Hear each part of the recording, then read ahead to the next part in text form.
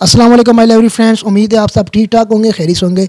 जैसे कि shares of Usman की टीम आज हाज़िर हुई एक नई वीडियो के साथ। आज हम मौजूद हैं जमात इस्लामी एक्स MPA अब्दुल रज़ाक साहब के पास हम लोग आए और ये कराची जमात इस्लामी के डिप्टी जनरल सेक्रेटरी हैं। चलिए इनसे गुफ्तगू का आगाज़ करते हैं। सर अस्सलाम वालेकुम। वालेकुम सलाम उस्मान भाई, शुक्रिया।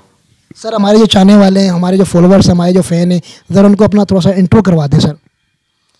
Abdul Razzaq Khan Khilji, deputy general secretary Jamaat Islami Karachi, साबिक MPA, साबिक नाजिम, 2 बार मैं यहाँ इस एरिया का रहा हूँ और सिटी कौंसल में अलखिदमत ग्रुप का 2 बार डिप्टी पार्लिमानी लीडर रहा हूँ। और बचपन से, स्कूल टाइम से समाजी वर्क करना और जुल्म बेइंसाफ़ी के ख़िलाफ़ आवाज़ उठाना, ये मेरे बिल्कुल नेचर में ये चीज़ मौजूद थी। और उसके बाद फिर इस्लामी जमीयत तलबा का मैं फ़ाल कारकुन रहा और ज़िम्मेदारियाँ भी मुझे मिली उसमें। और फिर इसके बाद मैंने जमात इस्लामी पब्लिक एड से फिर बाकायदा जो है सियासी वर्क का आगाज़ किया और 2001 में मैं पहली बार नाजिम बना। 2005 में दोबारा फिर मैं यहाँ से इलेक्ट हुआ। और ये पूरा एरिया एक बहुत पसमानदा एरिया था, पानी नापे था, इंफ्रास्ट्रक्चर तबाहाल था। और पढ़ने के लिए हमारे बच्चे और बच्चियाँ कॉलेज स्कूल के बाद कॉलेज के लिए दूर दराज इलाकों में उनको जाना पड़ता, खुसूसन बच्चियों को। जब मैं कभी कॉलेज यूनिवर्सिटी से मेरा आना जाना होता था तो अपनी एरिया इलाके के बच्चियों को, लड़कियों को जब मैं 2-2 बसें बदल कर कॉलेज जाती थी तो मुझे बड़ा अफसोस होता था कि पूरे कराची में हर गेटवे पर उनका एक कॉलेज मौजूद है, लेकिन इस एरिया में मेट्रोविल साइट और फ्रंटियर बनारस, हमारा ये औरंगी का ये वाला हिस्सा, बल्दिया तक ना कोई कॉलेज मौजूद है, ना पढ़ने के लिए बच्चियां जा सकती हैं। तो मेरा एक बड़ा जज्बा होता था कि मौका मिला तो मैं इस पर काम करूँगा। और अल्लाह पाक ने जब मौका दिया 2001 में, जब नियामतुल्लाह खान साहब सिटी डिस्ट्रिक्ट के नाजिम बने, सिटी डिस्ट्रिक्ट लोकल गवर्नमेंट के, और मुझ में फिर यहाँ का नाजिम बना। तो ये एक ऐसा यूसी है जिसमें रिकॉर्ड तरक्याती काम हुए। कराची के 178 यूसीज़ में सबसे ज़्यादा रिकॉर्ड तरक्याती काम इस यूसी में हुए। और नियामतुल्लाह खान साहब मरहूम अल्लाह उनको जन्नत नसीब करे, बड़ा मेरा साथ दिया, बड़ी सरपरस्ती दी, बड़ी शफ़क़त दी। और फिर मैंने अपने 4 साल उस दौर में गज़ डिग्री कॉलेज कायम किया। गज़ डिग्री कॉलेज के प्लाट पर लैंड माफिया का कब्ज़ा था, उसे आज़ाद करा कि बेहतरीन गज़ डिग्री कॉलेज बना। उसके बाद मैंने बॉयज़ डिग्री कॉलेज बनाया, 5 प्राइमरी स्कूल बनाए, कराची का पहला मॉडल पार्क मेट्रोविल साइट में बना। और रोड सड़कों का जाल बिछाया अल्हम्दुलिल्लाह। पानी 20-25 हज़ार फीट फासले से 12 इंच बाईपास लाइन मेट्रोविल के लिए मैंने मंजूर किया, लाया। और हर घर को जो 2-2 महीने के बाद पानी आता था, हर तीसरे दिन पानी पहुंचाया। और टैंकर माफिया का यहाँ से ख़ात्मा किया, मंशियात फरोशों का ख़ात्मा किया, जरम पेशा लोगों का ख़ात्मा किया। उस वक्त बतखोरी का जब उरूज था तो अल्हम्दुलिल्लाह आपका ये भाई जो है, उनके ख़िलाफ़ जब तमाम सियासी जमातों के लोग अपने घरों से गायब हो गए और वो कराची छोड़ के चले गए थे, अल्हम्दुलिल्लाह जमात इस्लामी ने लीड किया और हमने उन जरम पेशा बदखोरों के ख़िलाफ़ मुहिम चलाए। लोगों को बताया कि कौन कौन बदखोरी कर रहा है, किन किन की सियासी पार्टियों के दफातर में बैठ के लोगों को पर्चियाँ भेजी जाती। तो अल्हम्दुलिल्लाह वो सफ़र आज तक जारी है। स्पोर्ट्स पर हमने बड़ा काम किया।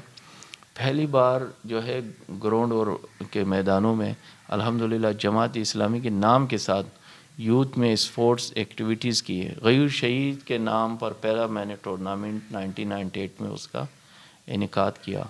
उसकी वजह से हमारा यूथ के साथ भी बहुत करीबी क्लोज़ ताल्लुक़ रब्ता और आज तक अल्हम्दुलिल्लाह कायम है।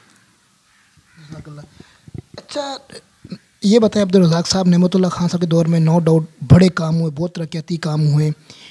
उसके बावजूद जो है कि हमारी जो कराची की अवाम है और जमात इस्लामी जिस रहा है, जमात इस्लामी हर मसले पे कराची के जो भी बड़ा सा बड़ा हो, छोटा सा छोटा इशू हो, जमात इस्लामी उसको हाईलाइट करती है। उसके बावजूद आप लोगों को जो हमारी कराची की अवाम है वोट नहीं डालती, इसकी बेसिक वजह आप क्या समझते हैं? इसकी बेसिक और सबसे बड़ी वजह यह है जिसके आज टॉप लेवल इलेक्शन में उसकी निशानदेही हो गई है। अभी 2 दिन पहले सेनेट के चेयरमैनशिप के लिए इलेक्शन हुआ और पूरा कौम देख रहा था, पूरी दुनिया देख रही थी, और जिस तरह दिन दाड़े धांधली हुई और पूरी एक मैकेनिज्म के ज़रिए मैनेज करके एक मशीनरी के ज़रिए धांधली कराई और अपनी मर्जी का जिसने कैंडिडेट कामयाब कराना था कामयाब करके दिखाया, और जिसकी वोट मुस्तरद कराने थे मुस्तरद करके दिखाया, और जिसको गधों की तरह खरीदना था खरीद करके दिखाया, और जिसने सेनेट के हाल में जाके 6-7 खुफिया कैमरे लगाए उन्होंने करके दिखाया। कोई किसी का कुछ बिगाड़ सकता है? आप देखें, जब इलेक्शन के उस टॉप लेवल पर जहां जिस पर पूरी कौम की नजरें हों, जहां धांधली ऐसे मैनेज तरीके से हो रही होती, तो आप नीचे लेवल पर क्या तवक्को कर सकते कि ये जो लोग मुंतखब होते हैं, पार्लियामेंट में जाते हैं, ऐवानों में जाते हैं, ये आवाम के वोटों से जाते हैं। अभी 2013 के इलेक्शन में मैं इस साल कैसे PS 93 काल का था, मैं यहाँ से कैंडिडेट था जमात इस्लामी की तरफ से, ये मैं जीत चुका था। मेरे साथ PTI तहरीक इंसाफ के सुबह के उस वक्त जनरल सेक्रेटरी हफीजुद्दीन उडिकेट जो वकील भी थे, जो बड़े उम्र के बुजुर्ग आदमी थे, और मेरे तो इतनी उम्र नहीं थी जिसके उसके सियासी ज़िंदगी का सफ़र था। उन्होंने जब 6 पोलिंग स्टेशन पे रिज़ल्ट चेंज कराया, मैंने कराची इलेक्शन ट्रिब्यूनल में उसको मैंने चैलेंज किया। आपको पता है धांधली कैसी हुई थी? बड़ा मजाका खास एक जो है ना वो सिचुएशन है जो लोगों के सामने आने की ज़रूरत है। 6 पोलिंग स्टेशन पर जो प्रिजाइडिंग अफसर आके बिठाए गए थे, बाद में जब वो मैंने इलेक्शन ट्रिब्यूनल जब साबित किया और उसकी तहकीक हुई तो ये बात साबित हुई कि ये 6 प्रिजाइडिंग अफसर तो गवर्नमेंट एम्प्लॉय ही नहीं है, लिस्ट में इनका नाम तक नहीं था, और ऐसे मैनेज तरीके से पूरी मशीनरी के जरिए 6 बाहर के आदमी लाके उनको वहां अंदर जाके बिठाया था और उनसे धांधली कराई और रिजल्ट चेंज करवाया। और जब इलेक्शन ट्रिब्यूनल में तो जो मेरी एफर्ट्स थे वो कोई और फर्ज तो नहीं कर सकता है, उस एफर्ट्स के नतीजे में इलेक्शन ट्रिब्यूनल ने हफीजुद्दीन को नाअहल करार दे दिया और मुझे एज MPA डिक्लेयर किया। और 8 अगस्त 2014 को जब इमरान खान कंटेनर पर चढ़ा हुआ था, धांधली के खिलाफ बातें कर रहा था, इलेक्शन ट्रिब्यूनल ने मेरा नोटिफिकेशन एज MPA निकाला। आप देखें ना यार, अब जिस मुल्क में इलेक्शन का ये तरीक़ाकार वो ये प्रोसेस, आप क्या तवक्को कर सकते हैं कि ईमानदारी, दियानतदारी और खिदमत को मौका मिलेगा? या लोगों के हकीकी जो राय दहिंदगान है, क्या उनके हकीकी राय के ज़रिए से कोई मुंतखब हो सकता है? पूरा सारा सिस्टम मैनेज करके। और 70 साल से बदनसीबी पाकिस्तान की ये है कि जितनी भी हुकूमतें आई, इदारे रिफॉर्म्स नहीं हुए हैं, उसी तरह गला सड़ा निज़ाम है और चल रहा है। और इसमें जो जमहूरियत के दावेदार है, जो बड़ी बड़ी सियासी पार्टियां हैं, वो भी इसमें मुलविस है, डिक्टेटरशिप भी इसमें मुलविस है और इदारे भी इसमें मुलविस है। ठीक, अच्छा ये बताएं आप अब्दुल रज़ाक साहब, आपने अच्छा आपने सही बोला आपने, तो ये बताएं हम आपके देखते हैं, आपने हक दो कराची को, आपकी जो सी भी हम देख लें, एहतजाज देख लें या रैली देख लें, भरपूर तादाद पे आपके कारकुनान शरीक होते हैं भरपूर तरीके से। इतनी किसी पार्टी के जलसे में कराची में हमने आज तक नहीं देखा कितना रश हो, इतने कारकुनान माशाल्लाह आप लोगों की तंजीम में है। और इसके बावजूद आप लोग इस तरह, आपको जो वोट होते हैं जब बल्दियाती इलेक्शन में, तो ये वोट कम होते हैं, क्या बेसिक वजह क्या है इसकी? आप क्या समझते हैं कि कारकुनान आपकी इतनी तादाद, बड़ी तादाद में, तो आप क्या समझते हैं कि वोट डलते हैं, शो ऑफ नहीं कराए जाते, या क्या समझते हैं आप? देखिए, वोट के डालने का जहाँ तक इम्कान है ना, जब आपका पूरा सिस्टम और निज़ाम कैप्चर हो, वो निज़ाम और सिस्टम जो जमहूरियत के दावेदार है वो खुद उस कैप्चर का हिस्सा है, तो लोगों के हकीकी मानों में जो उसकी लीडरशिप है, जो जिसको रूट से उठकर बाहर ऊपर आना चाहिए, ठीक है जी, उसको मौका नहीं मिलता है। ठीक है, यहाँ दौलत के रेल पेल होती हैं, यहाँ जो है धांधली के रेल पेल होते हैं, यहाँ करप्शन के रेल पेल होते हैं, यहाँ कब्ज़ा माफिया के रेल पेल होते हैं।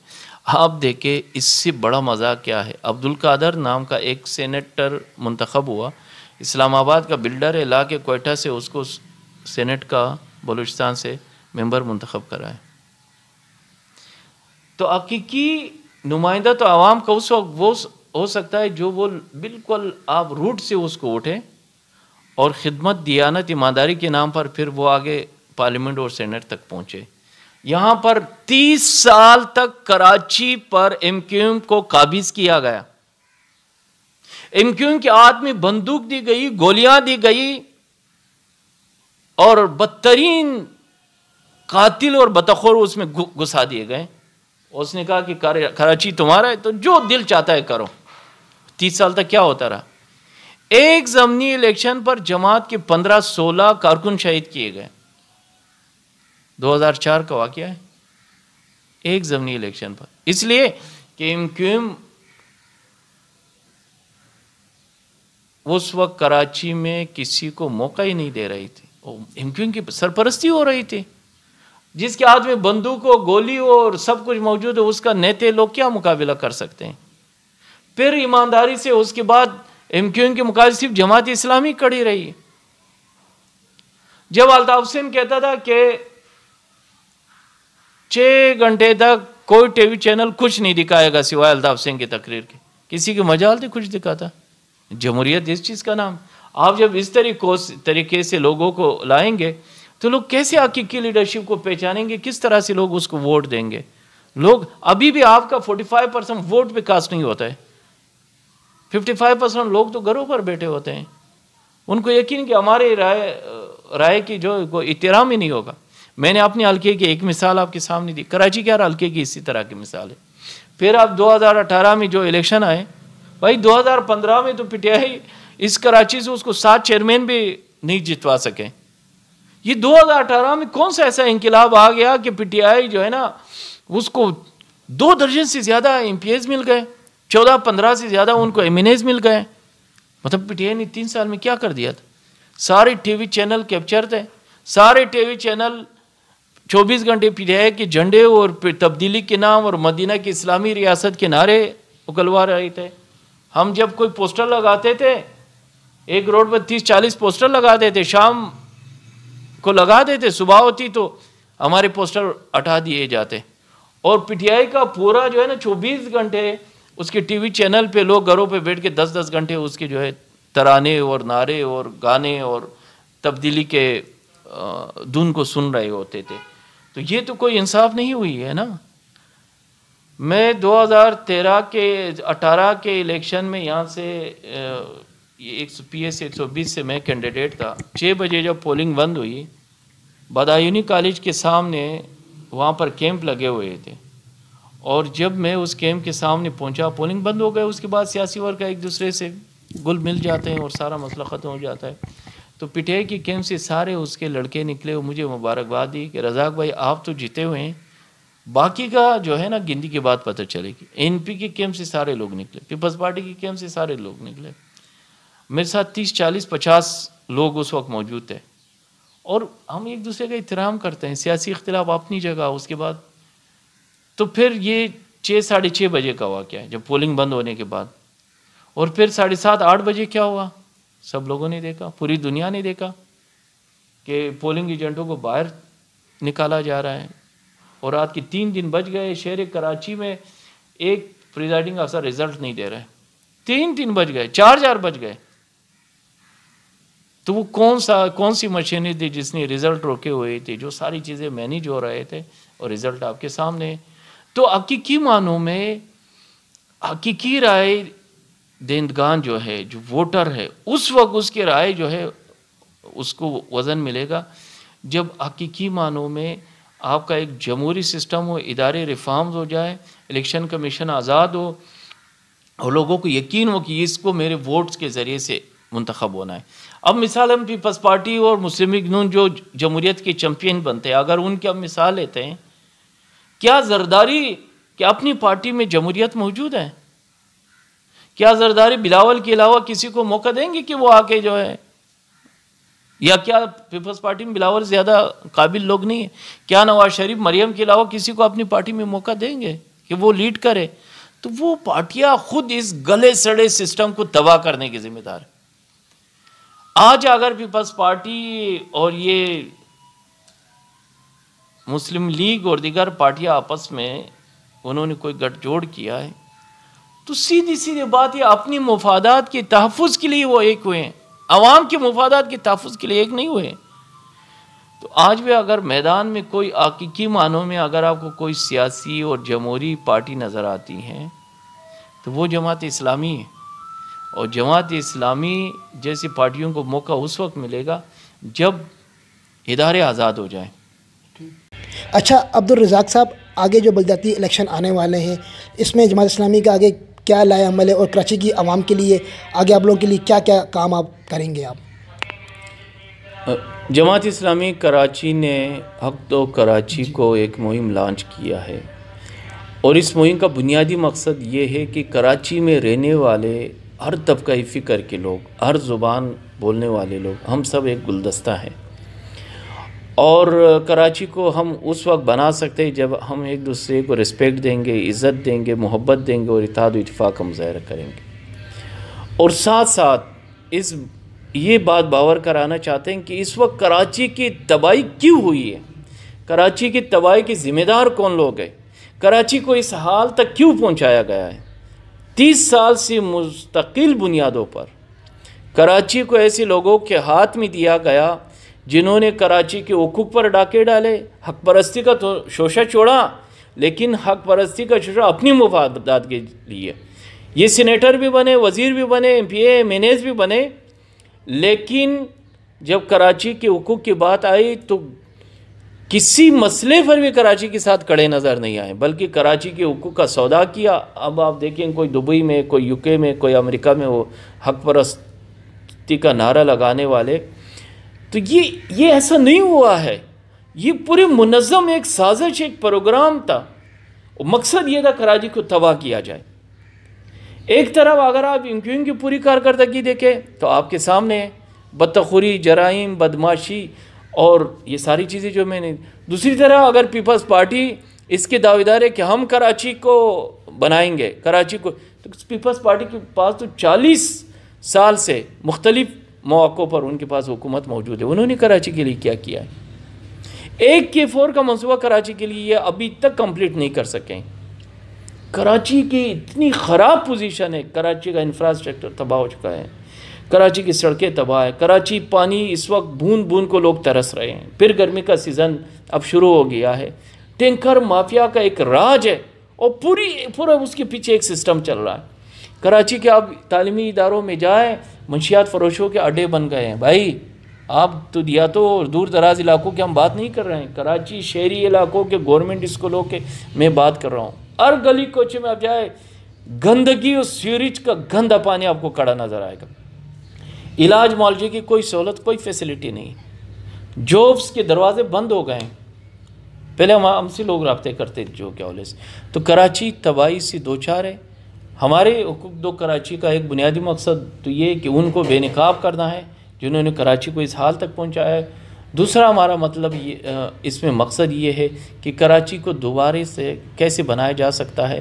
तो उसके लिए हमारे पास हमारा माजी, हमारा किरदार मौजूद है इनामतुल्लाह खान साहब की सूरत में, अब्दुल सत्तार अफगानी साहब की सूरत में, कि हमें जब भी खिदमत का मौका मिला हमने कराची को तरक्की और खुशहाली की तरफ गामज़न किया, कराची को दोबारा से रोशनियों का शहर बनाया। और आज भी जो मदीना की इस्लामी रियासत के नारे लगा रहे थे और दावेदार थे, और जिसको कराची ने 24 MNA और 24 MPA और कोई 1 दर्जन से ज़्यादा उन MNAs दिए हैं। तो भाई 2.5 साल में मुझे बताया जाए कि फैसल वार्डा की तरह सबकी यही कारकर्दगी है, ज़ीरो कारकर्दगी है कराची के हवाले से। तो कराची वालों ने देख लिया है कि जिस तरह MQM ने इनका साथ किया वैसे ही पीपल्स पार्टी ने इनका साथ दिया, जिस तरह पीपल्स पार्टी ने इनका साथ दिया इससे ज़्यादा PTI ने इनका साथ दिया। हल सिर्फ जमात इस्लामी, सिर्फ जमात इस्लामी डिलीवर कर सकता है। अच्छा अब्दुल रज़ाक साहब, जाते जाते हमारे पाकिस्तानी कौम को आप कोई अपना कोई पैगाम देना चाहेंगे तो पैगाम दे दें आप। मैं सिर्फ ये पैगाम देना चाहता हूँ कि 73 साल पाकिस्तान को चुके हैं और 73 साल बाद भी आज हम इन हालात से दो चार है कि पाकिस्तान की मईशत IMF और वर्ल्ड बैंक के सूदखोरी के जंजीरों के ज़िद में है और जकड़ा हुआ है पूरा सिस्टम। ये क्यों? ये इस लीडरशिप की वजह से। और अगर 22 करोड़ आवाम आज भी ठीक फैसला नहीं करेंगे तो वल्लाह 73 साल बाद भी यही सूरत हाल होगी, बल्कि इससे भी बदतर सूरत हाल होगी। जिस तरह हज़रत यूसुफ़ अलैहिस्सलाम ने कहा था कि ख़ज़ानों की चाबियाँ मुझे दे, मैं इसको संभाल सकता हूँ, मैं ये करके दिखा सकता हूँ। आज भी इस मुल्क की किस्मत उस वक्त बदल सकती है कि जब 22 करोड़ आवाम ये फ़ैसला करे कि हमने खानीज़म, वडेराइज़म, शाहीज़म, बदमाशीज़म, करप्ट, बेमान, झूठा, मकार लीडरशिप को हम मुस्तरद करते हैं। हम इस गले सड़े निज़ाम को मुस्तरद करते हैं और हमारा फ़ैसला ईमानदार, दियानतदार, जुर्रतमंद, गैरतमंद लीडरशिप के लिए है। और हम अपनी ख़ज़ानों की चाबियाँ उन लोगों के हाथ में देंगे जो ईमानदार है, जो बासलाहियत है, जो काबिल है, जो अपनी ज़मीर चंद टकों की खातिर फ़रोख ना करे। जब वो लीडरशिप आएगी ना, फिर मुल्क की किस्मत बदलेगी। और ये मैं कराची के अवाम से अपील करता हूँ कि आपने जमात इस्लामी को अब्दुल सत्तार अफ़गानी और नियामतुल्लाह खान साहब और उसकी टीम की सूरत में बार बार देखा है। खुदा रहा आप इन छोरों को मुस्तरद करें, अपनी वोट का ठीक इस्तेमाल करें और कराची को दोबारा से रोशनियों का शहर बनाए। जमात इस्लामी आपको एक निडर और ईमानदार की आदत दे सकती है, इसके अलावा इस शहर का कोई हल नहीं। Thank you so much. जैसे कि आपने अब्दुल रज़ाक साहब का इंटरव्यू सुना, एक्स MPA जमात इस्लामी और deputy general secretary Jamaat Islami Karachi के, इन्होंने बिल्कुल सही बोला। आप अपने वोट इस बार जो है बलदियाती इलेक्शन होने वाले हैं, अपना वोट अच्छी पार्टी को दें जो आपको दिखता है कि लॉकडाउन जब हुआ कौन खड़ा हुआ, 1.5 करोड़ आवाम को गिना जा रहा है लेकिन आवाम 3 करोड़ है। फिर बैरियर टोन का मसला हुआ और रोडों का मसला देख लें, 4 के चुरंगी का रोड का मसला था। तो आप देख लें जितने भी आप इशू उठाएं A to Z, जितना भी छोटा छोटा इशू हो कराची का, ये बड़ा से बड़ा इशू हो, जमात वाहिद पार्टी कौन हमें नज़र आती कराची में? जमात इस्लामी नज़र आती है, वाहिद पार्टी। तो आप जमात इस्लामी को इस बार, आप, मैं नहीं कहता जमात इस्लामी को वोट डालें, लेकिन आप देखें कौन पार्टी आपके दुख दर्द में, आपके गम में, आप में खुशी में खड़ी हुई आपके साथ, जो भी आपके मसले होते हैं, पार्टी कौन सी पहले पार्टी खड़ी होती है। अपना वोट का सही इख्तियार में वोट डालें, अपने वोट का सही इख्तियार करें आप। नहीं तो आप इसी तरह रोते रहेंगे, पानी नहीं है। अभी देखें, अभी गर्मियाँ शुरू भी नहीं हुई और लोड शेडिंग बढ़ गई है। तो आप देखें कि इस बार जो देखें आप कौन सी पार्टी आपके साथ खड़ी हुई है, आप आंखें अपनी खोलें और अपना इस बार जो है सही पार्टी को वोट डालें। हम फिर मिलेंगे एक नई वीडियो के साथ। शेयर शॉप उस्मान को टीम को दीजिए इजाज़त। अब कैमरामैन अब्दुल रहमान के साथ पाकिस्तान जिंदाबाद। अल्लाह हाफिज़।